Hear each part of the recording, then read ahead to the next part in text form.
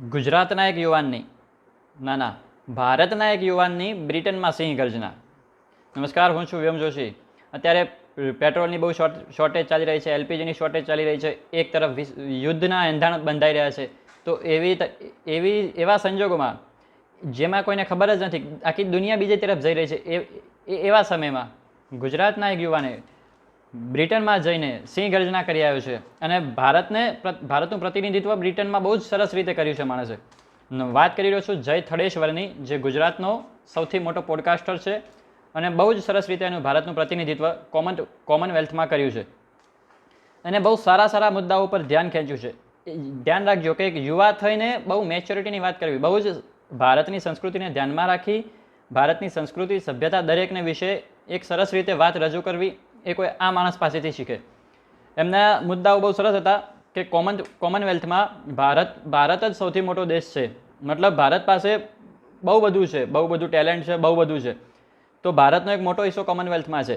બીજું કે કોમનવેલ્થની પોપ્યુલારિટીમાં અડધાથી વધુ ભારતીયો છે.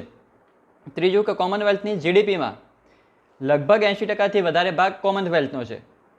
ચોથો મુદ્દો એ હતો કે ગ્રીન કોમનવેલ્થ પેક્ટ, મતલબ કે તમારી જોડે રૂપિયા છે ને અમારી જોડે ટેલેન્ટ છે, આઈડિયાઝ છે, તો આપણે એને સારી રીતે કન્વર્ટ કરી શકીએ ગ્રીન એન્વાયરમેન્ટ તરફ.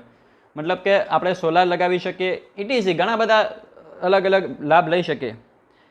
પાંચમો મુદ્દો એ હતો કે ભારતનું યુપીઆઈ, ભારતમાં કદાચ 141 કરોડ લોકો રહે છે, તો એમાંથી ઘણા બધા સ્માર્ટફોન યુઝર્સ છે, યુપીઆઈ યુઝર્સ છે, છતાં પણ યુપીઆઈ એકદમ સ્મૂથલી ચાલે છે, એકદમ ઇઝીલી ચાલે છે. તો અમારું યુપીઆઈ સિસ્ટમ એટલી મજબૂત છે કે તમે બી એનો યુઝ કરો એમ. અને સૌથી મોટી અને સૌથી છેલ્લે ભારતના યુવાને બહુ મસ્ત વાત કરી હતી, જુવાનીના જોશમાં નહીં પણ આમ ભારતની સભ્યતાને માનમાં રાખીને કે અમે યુદ્ધના સમયે પણ શાંતિથી જ વાત કરીશું.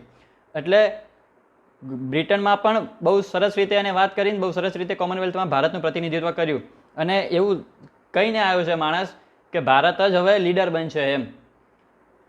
ખૂબ નમન છે જય થડેશ્વરને. જય હિન્દ, જય ભારત.